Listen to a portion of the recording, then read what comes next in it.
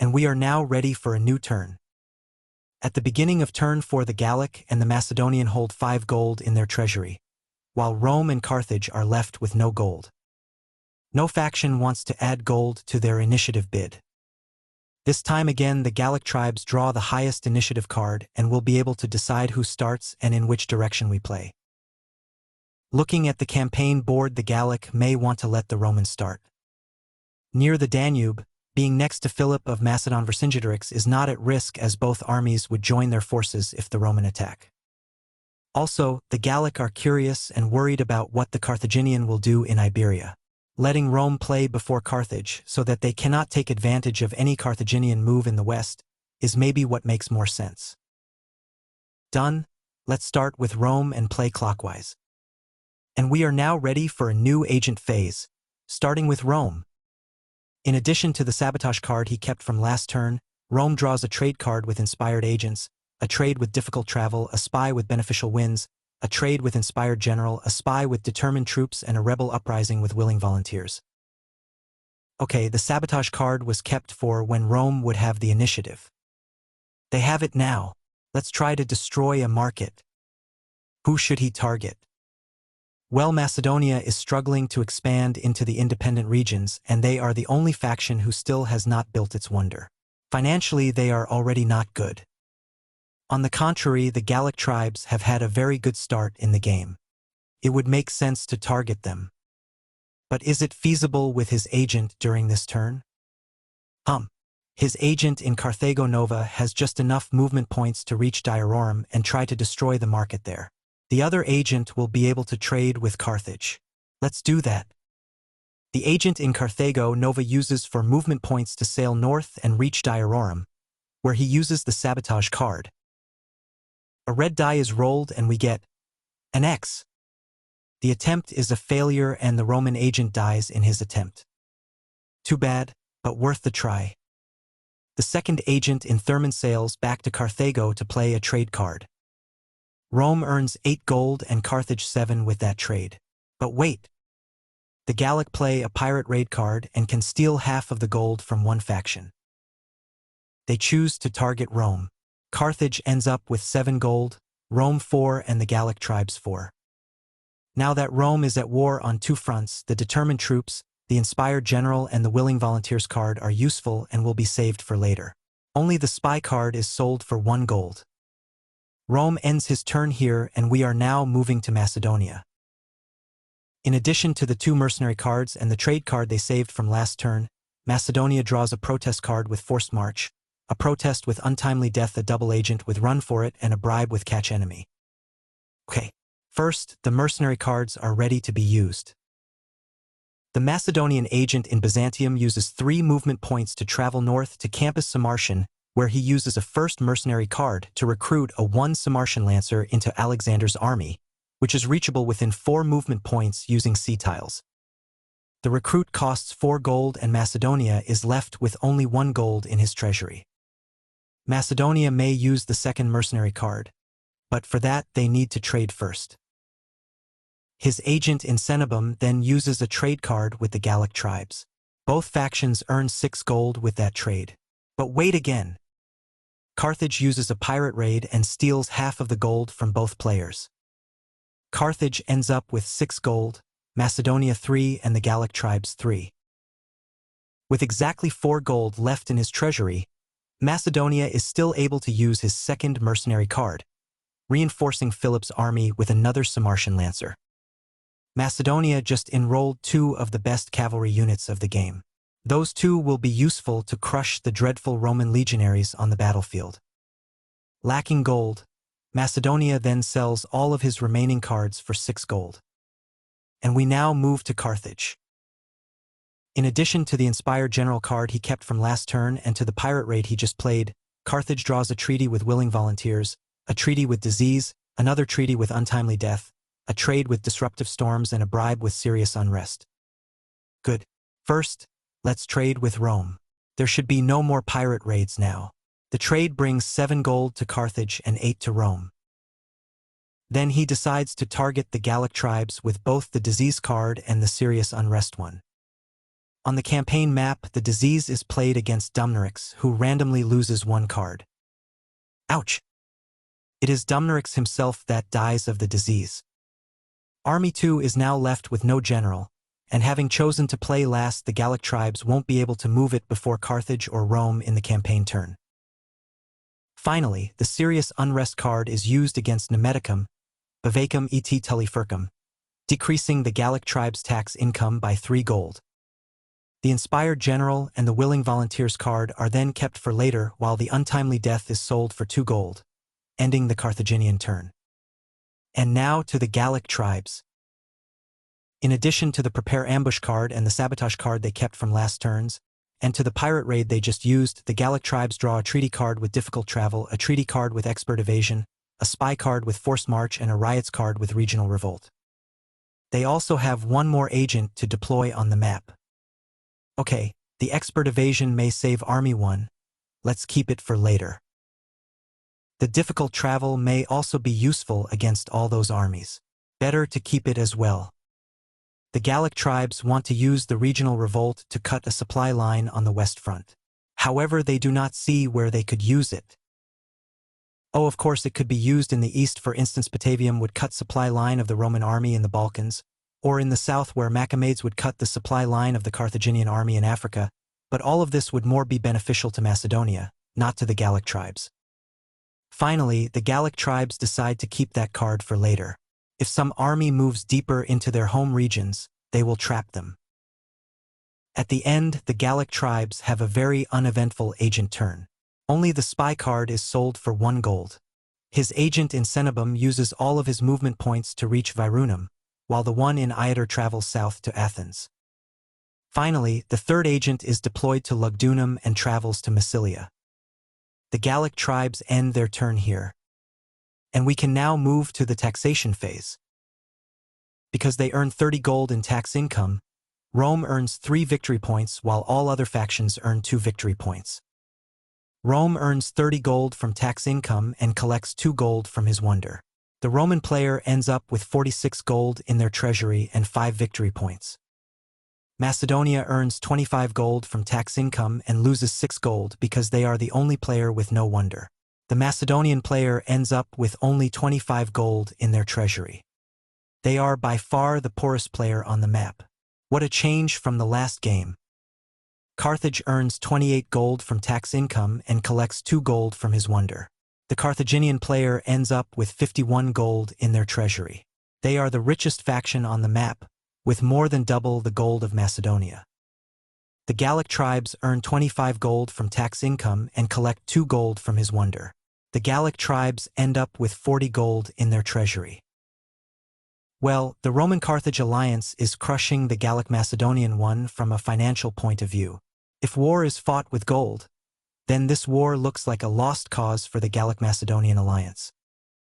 And we now move to our 4th campaign phase, starting with Rome. Okay, Rome has waited enough. Caesar wants to fight. Talking with the Carthaginian player, Caesar makes sure that Hannibal has some plans for the Gallic army on the Atlantic coast.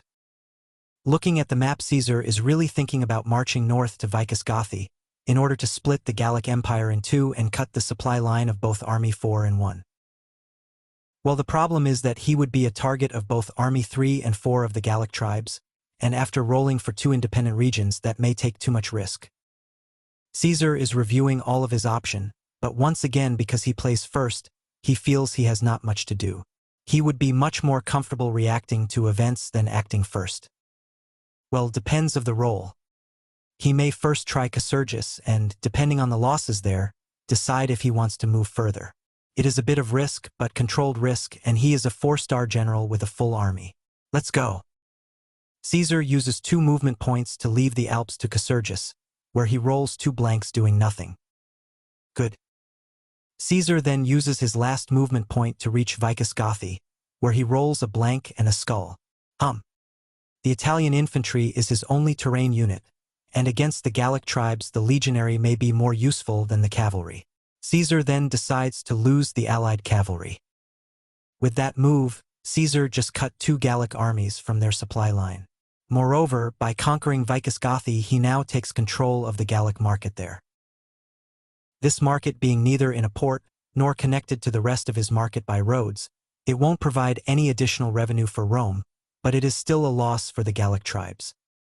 Being now reduced to only 4 main battle cards, Caesar feels a bit at risk alone in the north.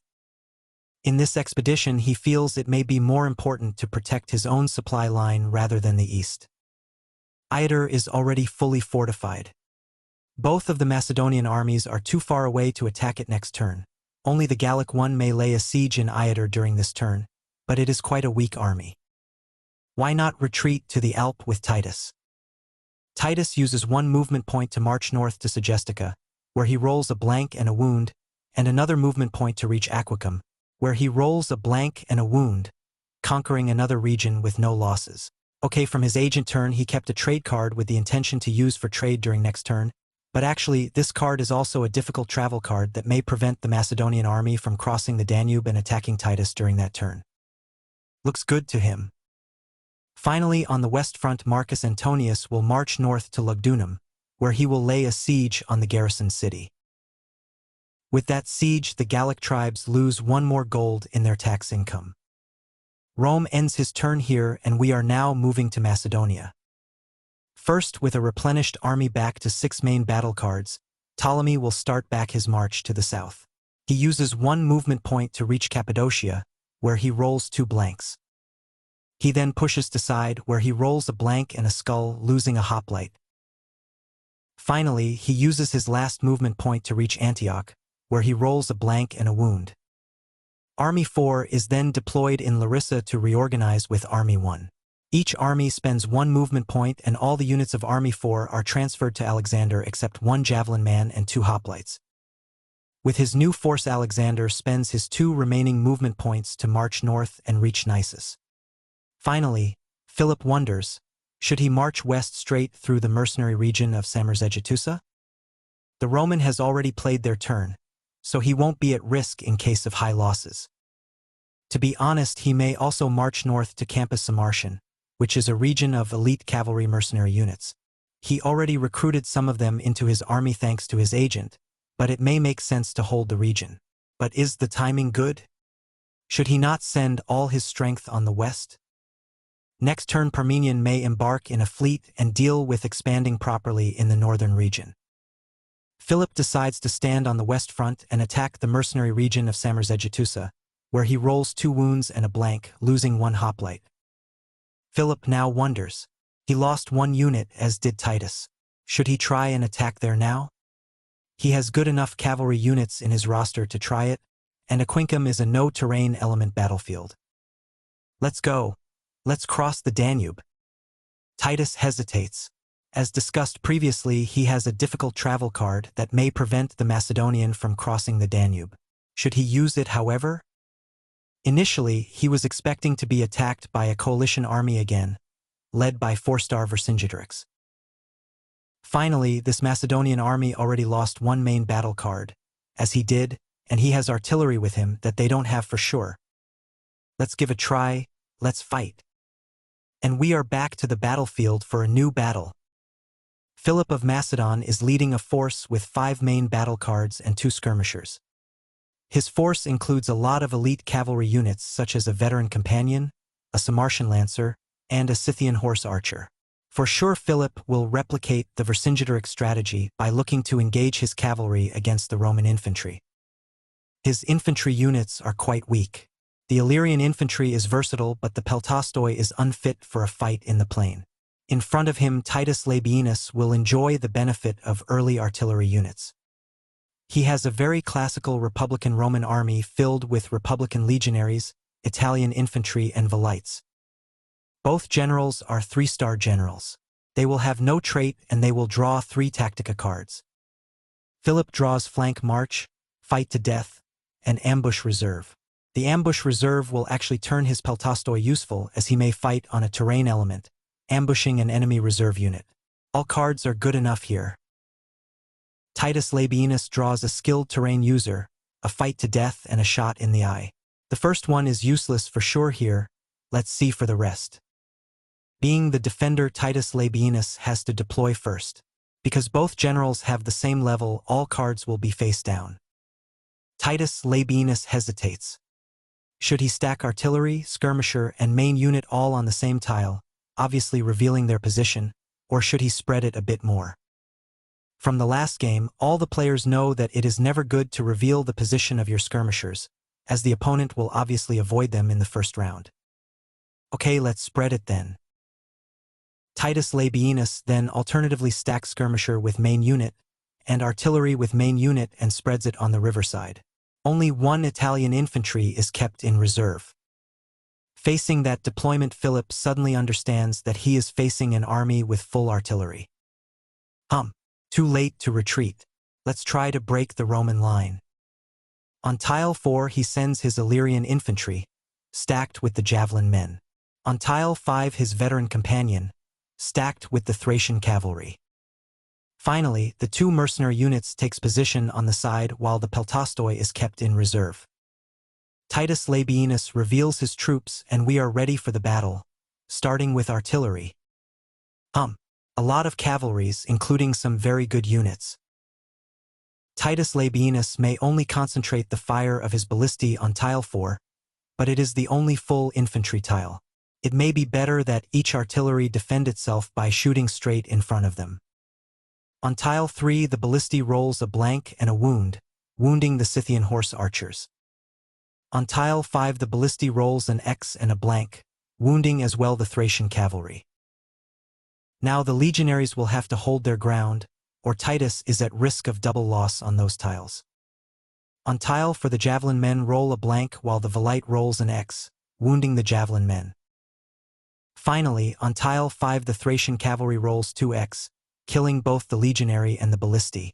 Wow, good shot. 2 kills to none for Macedonia. Now the veteran companion will be left useless on his tile during the charge, but may turn out to be a killer in support during the melee. And we now start the charge.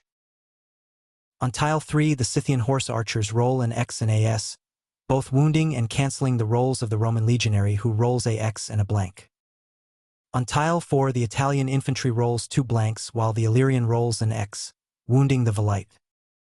Finally on tile 6 the Sarmatian lancers roll an X, wounding the velite, while the Roman legionary rolls a skull and a blank, killing the lancers during their charge.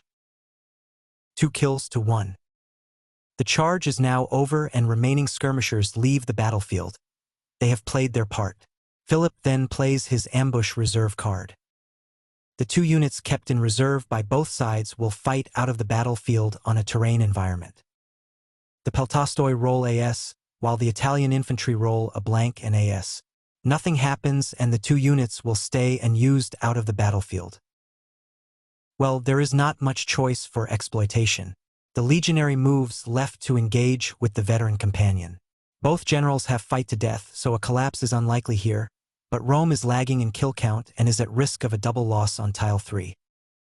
Should Titus Labienus join a fight somewhere? Well, tile 4 looks like the least risky option against the Illyrian infantry. Being the attacking general, Philip will have the initiative in the melee. Because there is neither flanking nor support, the order of the fight does not matter much. Well, it still matters a bit because depending on the first roll, Philip may choose or not to join the fight on a tile. Even if the special effect of the legionary is off, they are still rolling blank and yellow dice, with a high enough probability to roll either a skull or 2 wounds. The Scythian horse archers may block the damage of the roll, but they are also wounded, making them even more at risk. In tile 3, the Illyrian won't have a clear advantage against the Italian infantry. The dice are lower, but is it worth taking a risk here? Okay, for sure Philip won't join tile 3. It is too risky with wound. Let's roll it first, because closing a double kill here may seal the fate of the battle. The Scythian horse archers roll a blank and a wound, while the legionary rolls a wound and a blank. Both units kill each other, which is a good enough outcome for Macedonia. Well, Macedonia leads 4 kills to 2, but both armies are close to collapse. Both generals know that they hold a fight-to-death card, but they do not know that the opponent has one as well. For Titus Labienus, even if he is behind by 2 kills, he may still hope to make the Macedonian army collapse by securing a death and surviving the next roll. The most appropriate tile for that should be tile 4. He also decides to join the battlefield to add his green dice to the roll. In front of him, Philip decides to not join the fight. He is leading the score. His army will only collapse if the Romans secure 2 kills in a row, and in this case, joining the fight or not won't change the Roman roll. Let's avoid. On tile 3, the Italian infantry and their general roll a skull, AS, and a blank, killing the Illyrian infantry who only roll AX, wounding the Italian infantry. Ouch! The charge of Titus Labienus has been decisive. The Macedonian army should now collapse, but wait.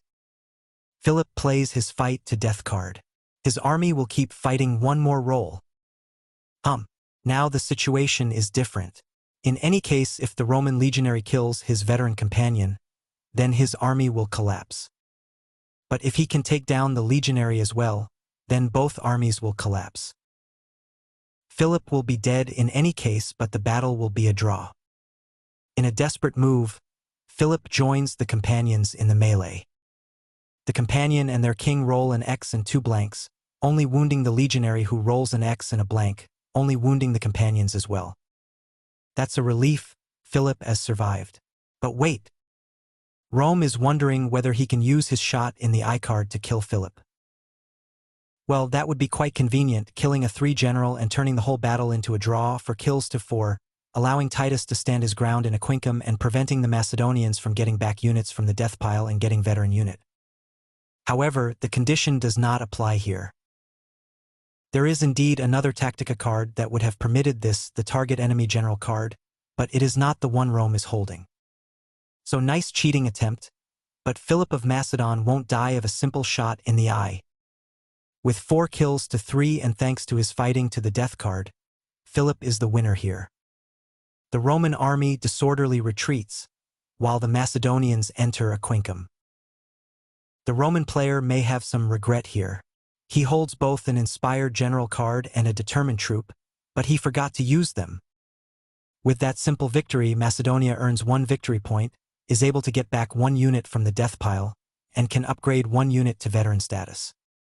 Philip decides to regroup the Sarmatian lancers and upgrade them to veteran status.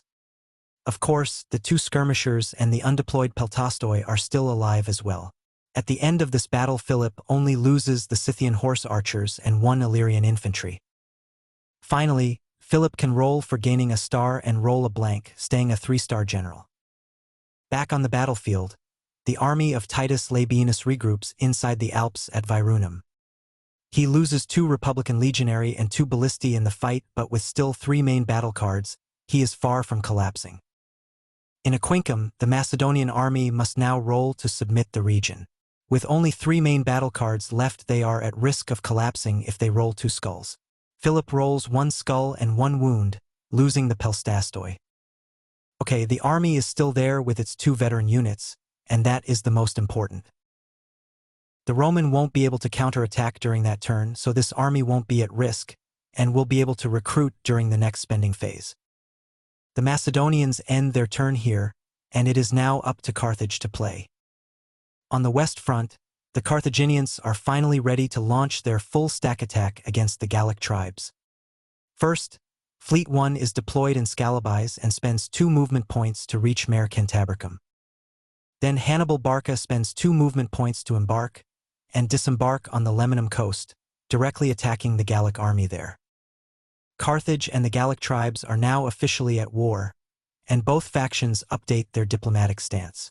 The Gallic player is confused. He did not see this amphibious assault coming. Left with no general since the death of Dumnorix, the Gallic player has actually no other choice than fighting. But wait! The Gallic player has an expert evasion card here. Should he use it? The Carthaginian units have natural counters against cavalry, but their infantry is weaker. With a proper general, the Gallic player may have a chance here, but with no general he is at risk of being crushed by Carthaginian Tactica cards, especially against this army one, that may be a 4-star general one. On the other hand, can he really avoid the fight? The Carthaginian army only uses 2 movement points to land on Lemanum, so they will be able to use a 3rd one chasing him. But that would require first rolling for Lemanum and its 2 red dice. It is such a shame that this Lemanum city is not walled and garrisoned as is Nemessos. Well, let's escape and see how the Carthaginian rolls against Lemanum. The Gallic player uses his expert evasion agent card to retreat to Cenabum. Hannibal chooses to immediately roll for Lemanum and rolls an X and a skull, losing 1 Hispanic cavalry. To assault the city, Hannibal will then roll 3 green dice and a yellow die. He gets a blank, a skull, and 2 wounds, beating the Lemanum roll and capturing the city.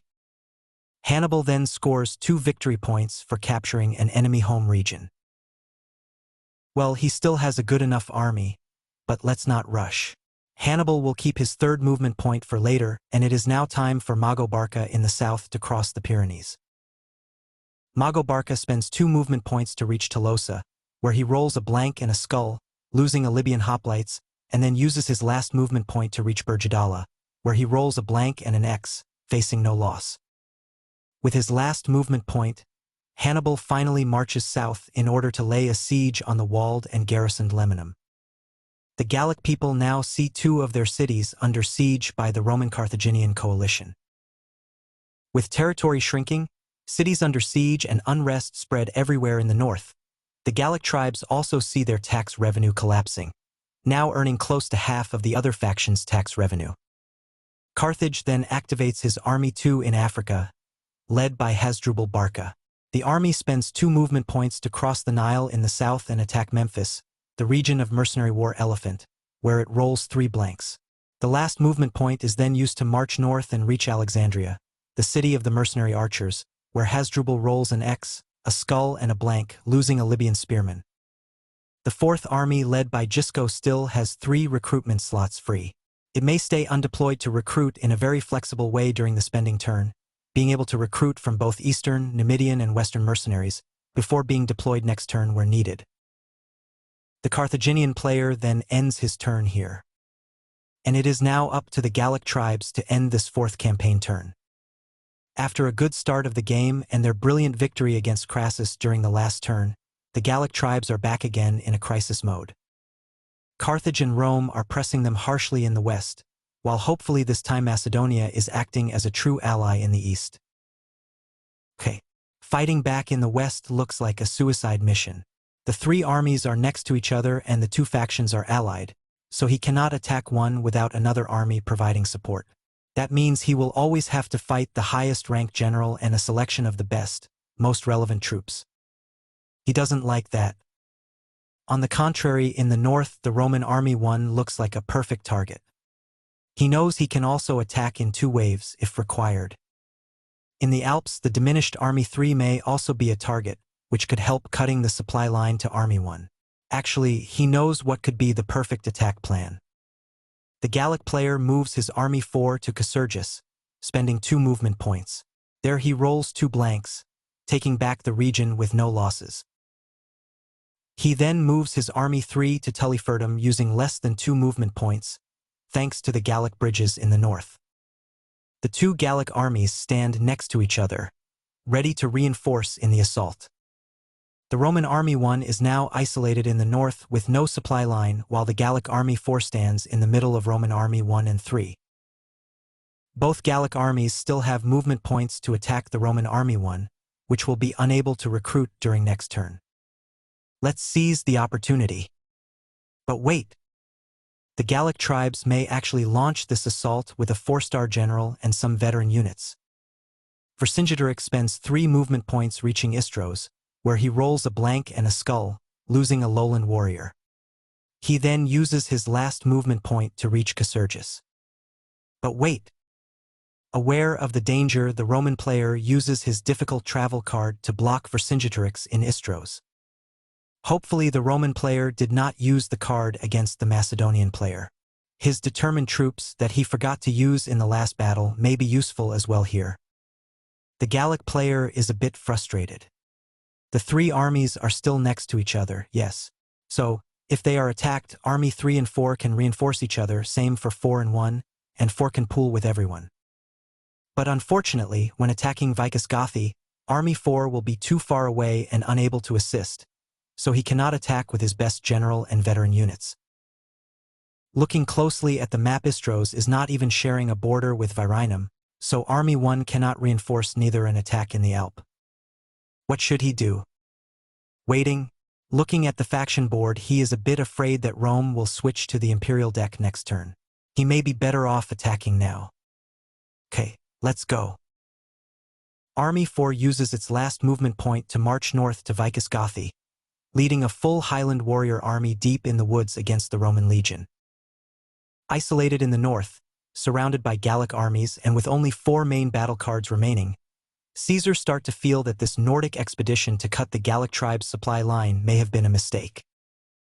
He was expecting Army 4 fighting back, but expected the Gallic to be reluctant to empty their western flank against Marcus Aurelius and the Carthaginian forces. At the end, the Gallic are ready to let their home region undefended and prefer to fight to the death to shoot him down. Okay.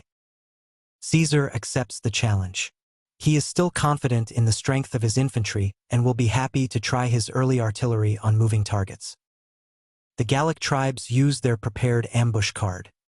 To the 3 forest elements of Vicus Gothi, he will be able to add up to 3 more terrain elements, for a total of 6 terrain elements to be drawn. And we are now back on the battlefield. With the 6 terrain elements to be drawn, the Gallic player feels he can rely on his full Highland army without mixing with cavalry or lowland warriors from Army 1. The soldiery will be here to fight in open fields if necessary. In front of him, a 4-star Gaius Julius Caesar will defend with 2 artillery units, 2 velites, 1 Italian infantry and 3 Republican legionaries. Not the best army to be ambushed in the woods. Thanks to his battlefield expert trait, Caesar will decrease the amount of terrain elements to be drawn from 6 to 5. Vercassivillanos draws a Take the Hill and a skilled terrain user card, 2 very strategic cards in that situation. With his 4-star Caesar draws a target enemy general, a hidden pits, an unreliable allies and a shot in the eye card. 1 is totally useless, 2 are about killing a 2-star general and are a bit redundant, and only the last one may be useful. Not a good draw for the Roman general, but he can also count on his determined troops agent card. So fair enough. Time to draw terrain. 3 forest elements must be drawn for sure, and Vercassivillanos may add 2 more elements. Okay, since the last battle in Aquincum, everyone knows that Rome has some artillery units. Vercassivillanos decides to add 2 more forest elements, counting on the forest to protect his troops from the shots. The Gallic player draws a hill on tile 4, a forest on tile 1, 2, 3 and 4. The 2 general try to secure the hill first. Vercassivillanos rolls an X, while Caesar rolls a blank. Wow. Vercassivillanos does not even need to use his Tactica card here. Nice. The hill is Gallic. Now the question is, does he want to use his skilled terrain user card? Let's think. In our previous game, Rome famously pushed back a Macedonian army despite being largely outnumbered by playing an avoidance tactic, avoiding any direct combat during the charge. Here Vercassivillanos will have to deploy first, and of course his Highland warriors are meant to be deployed in the woods, while the Roman legionaries will have the advantage in the open field. Caesar may then totally avoid him during the charge by stacking his troops on the right flank. By moving the wood in tile 1 to 6, Vercassivillanos can reduce to only 1 the number of tiles with no terrain element where Roman infantry can be deployed. Indeed, in that setup, tile 1 and 7 will be reserved for cavalry units only. Let's do that. Vercassivillanos plays his Tactica card to move the forest element. Vercassivillanos must now deploy his troops. Because of the scouting trait of Caesar, he will have to reveal 3 of his units after deployment. With no surprise, Vercassivillanos sends his soldiery stacked with the slinger in the open field. Highland warrior are then deployed in tile 2, 3, 4 and 6, while the javelin men are deployed on tile 2. He won't benefit from the double shot of the hill, but first, by experience, Vercassivillanos knows that Rome will deploy no troops against a hill with 2 units, hence obviously a skirmisher on it, and second, he feels stacking the left flank may offer him more chance to flank from the left. Let's see. Vercassivillanos keeps 1 Highland unit in reserve. He reveals his Highland warriors on tile 3, 4 and 6. Facing this deployment, Caesar decides to regroup on the right flank. He sends artillery units on tile 5 and 6, both stacked with velites, the one on tile 5 being defended by a legionary and the one on tile 6 by an Italian infantry. Okay, should he keep 2 legionaries in reserve? He still feels sending one on tile 3 may, if he survives the charge, gives him more flexibility in deploying the last one in reserve and may prevent any flanking on his artillery units. But wait! How should he plan to use his determined troops and his hidden pits? Hidden pits would work well in the woods on tile 3, protecting his legionary and preventing flanking on artillery in the melee. While determined troops may be used to add a green die to either artillery or skirmishers on the right flank. But wait again, do it make sense to engage now in the wood? The problem is that Hidden Pit is a charge card, not a melee one. But still, if he wants to prevent flanking on his artillery, he can simply deploy his legionary later. At the end, Caesar decides to keep both legionaries in reserve, avoiding as much as possible engaging in the woods. Vercassivillano's gut feeling was right. Caesar will try not to engage as much as possible and will aim to play the draw on small score. Luckily, he was able to move that wood from 1 to 6 to force engagement. Vercassivillanos reveals his troops, and we are now ready for the battle. In tile 6, the Roman ballistae will target the Gallic slinger on tile 5.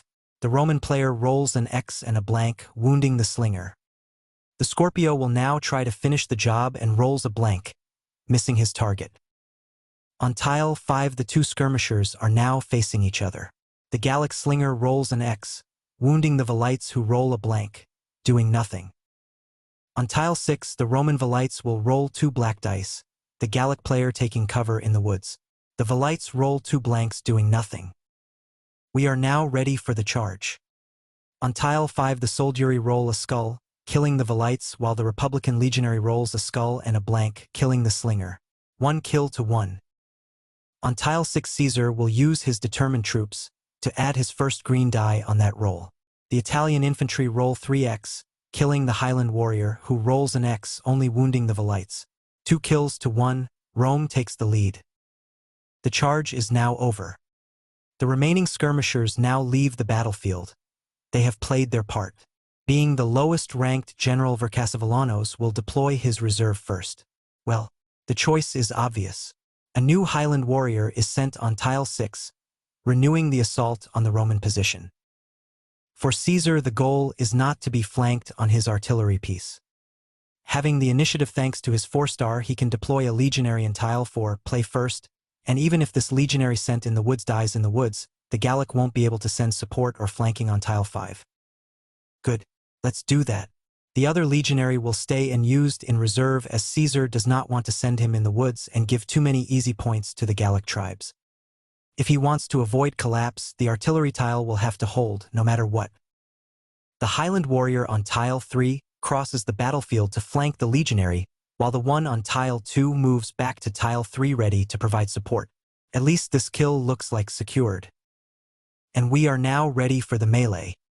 Having the initiative, Caesar activates tiles 4 to prevent the Highland warrior in front of him from providing support on tile 5 later in the melee.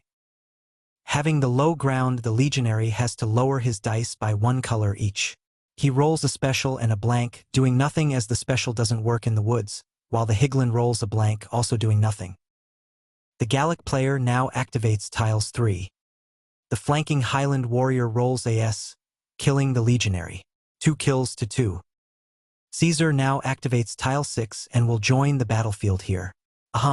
Vercassivillanos was about to join that fight, but fighting 3 rolls looks like a bad idea.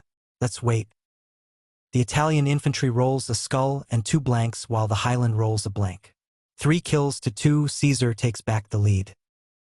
Can he hold it? Defeating Vercassivillanos would at least help him to recover 1 unit from the death pile, which may be key to survive against repeated assault. Okay, Vercassivillanos will join the fight here, on tile 5. Facing the charge of the Gallic general, Caesar understands that he is now likely to collapse. He will still off-course adds his 2nd green dice here. Vercassivillanos and the soldiery roll a skull and a blank, killing the legionary and the artillery, while the legionary rolls a S, an X and a blank, taking down the soldiery and Vercassivillanos. And we are now 5 kills to 4, with the Roman Republic leading, but it does not matter. Reduced to only one main battle card still alive on the battlefield, the Roman army collapses. Vercassivillanos lies dead on the battlefield, but still his troops are celebrating a total victory. They crushed a Roman army and shot down this arrogant 4-star general, who ventured so deep in the north. Hooray! After the collapse of Crassus in the east, it is now Caesar who has collapsed in the north. With that total victory, the Gallic tribes score 2 victory points and can get back 2 units from the death pile, the soldiery and 1 Highland warrior. 2 Highland warriors are then upgraded to veteran status. Back on the campaign map, the survivors now need to fight for Vicus Gothi and roll 2 blanks, taking back the region with no loss. The supply line between the eastern part of the Gallic Empire and their home region is finally re-established. Then Army 3 uses 1 more movement point to march south and adopt a defensive stance in Euburzus. On the western front, Army 2 is a full army but with no general. This will be adjusted in the next spending turn. In the meantime, the Gallic player will let Hannibal Barca and Marcus Antonius pursue their siege and assault before engaging in combat. Which then ends the Gallic turn, and we can start a new spending phase with Rome. After losing 2 full armies with their general this turn, Rome has a lot to rebuild on the military side. The western flank looks secured with the presence of the Carthaginians' allies, but in the Alps Titus Labienus definitely needs reinforcement and a 3rd army to support him. First, the Roman player spends 2 gold to recruit a 2-star Caius Octavius to take the succession of Caesar at the head of Army 1. Then the first decision of Caius Octavius is to launch Marian reforms, for 4 gold. After a series of heavy defeats in the east and the north, and facing the existential threat of the Macedonian kingdom aggression and the Gallic tribes' expansion, Caius Octavius has no choice but to turn the Roman Republic into an empire. All the existing Republican units are automatically updated to their imperial equivalent, except the Velites that have no equivalent and will not be recruitable anymore. The Roman player also earns 1 victory point with that tech, by completing a new tech column on his board. Caius Octavius then spends heavily to replenish Titus Labienus in the Alps and his own army. 12 gold are spent for Titus Labienus' army, recruiting an onager, a ballista, 1 auxiliary, 1 legionary and 1 archer. The new empire secretly hopes that those imperial archers may be a good counter against the eastern cavalry, and turn the tide of the fight on the battleground. Then 19 gold are spent for Octavian's army recruiting 2 mercenary Balearic slingers, 2 auxiliary, 2 archers and 2 legionaries. To reduce the spending, Rome will use his willing volunteers card.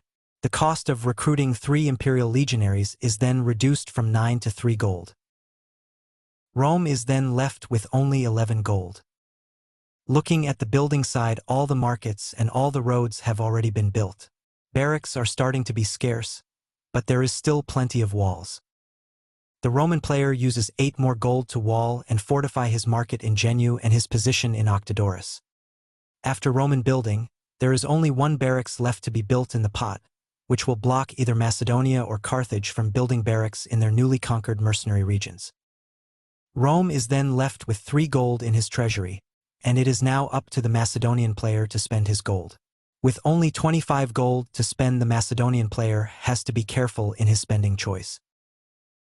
West of the Danube and in direct contact with the Romans, Philip of Macedon urgently needs reinforcement. Alexander may also be reinforced with some artillery and will march north to enter into contact with the Roman army. Or should he just cross the sea with a fleet to invade Italy directly?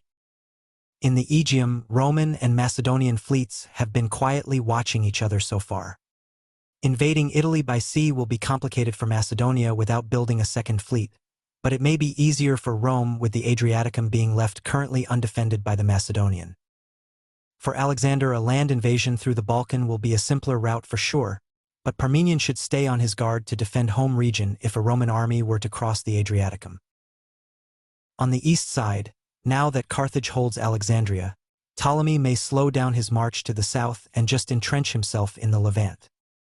Finally, 15 gold are spent to reinforce Philip with 1 onager, 1 ballista, 2 Thracian rofeamen including a free 1 thanks to the Macedonian tech tree and 2 phalanxes. 5 gold are spent on Alexander's army to reinforce him with 1 onager and 1 ballista, and 3 gold are spent to recruit a phalanx in Ptolemy's army. The Macedonia player is left with 2 gold which are spent to buy the last available barracks and build it in Sarmizegetusa. Parmenion will stay a weak army, but hey, nobody knows, and at least he can serve as a deterrent defending home regions. Macedonia is still far from the Parthenon tech and has no way of building its wonder. They will keep suffering from the financial point of view in the next turn. And it is now up to Carthage to spend his gold.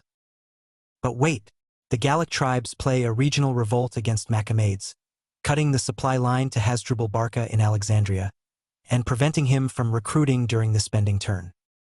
Yes, at the end of the agent phase the Gallic tribes chose not to do so, keeping this card to be used in the west. But given the recent developments on the west front, they do not see where they could cut a supply line here. They may be better off using that card right now, and drawing a new one in the next turn. Let's just use it. With 51 gold to spend and no military disaster in the last turn, the Carthaginian player can take it easy. He is only annoyed that there is no more barracks to be built, but with ongoing siege on 2 Gallic regions, there should be new barracks available next turn. Maybe he should secure enough gold to play first in the next turn? On the tech tree he spends 17 gold to develop as many tech as possible, developing siegecraft, flagships, mercenary expert, sacred band, and expert assassin. Carthage earns a victory point for completing a new column of tech. Then on the recruitment side, 9 gold are spent to reinforce Mago Barca with a ballista, an onager and a Libyan spearman, and 13 gold to reinforce Gisco with an onager, a ballista, 2 citizen spearmen, and a mercenary Numidian cavalry coming for free thanks to the tech tree. Well, recruitment is over as Hannibal is laying a siege on foreign territory, and Hasdrubal has seen his line of supply cut by hostile Gallic actions. Now that he has developed flagships, the Carthaginian player feels he should put more pressure on the sea against his opponents. His undeployed fleet 2 is reinforced to full force with a 5th ship for 2 gold. On the building side, only walls are still available. Carthage does not see the point of building walls everywhere just for the sake of grabbing available buildings and will stop the spending there, ending the turn with 12 gold in his treasury. And now it is up to the Gallic tribes to end that 4th turn. For the Gallic tribes, the present situation may not be as dire as it looks like. Yes, they are facing a serious assault in Gaul, but Macedonia is counter-attacking in the east, which should at least attract Roman armies there. There are also still celebrating the death of Caesar deep in the north, and have finally restored a supply line with Vercingetorix. By concentrating their armies in the west and walling every home region, they may be able to repel the invaders. 2 new generals are recruited for 4 gold.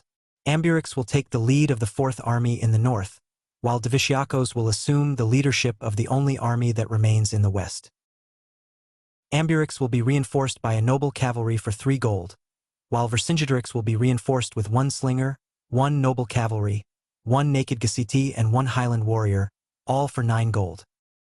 Next turn Ambiorix and Critignatos may reorganize their armies to exchange lowland for highland warrior, if they have enough time to do so before fighting. After spending 16 gold, the Gallic tribes are left with 24 gold. On the tech tree 5 gold are spent on biremes and health guard, allowing the Gallic tribes to score 1 victory point for a full tech column. Back on the campaign map, 3 gold are spent to remove unrest in the north. And finally on the building side, 4 gold are spent to build walls in Cenabum and Alesia. The Gallic tribes then end this 4th turn with 12 gold in their treasury. The 4th turn ends.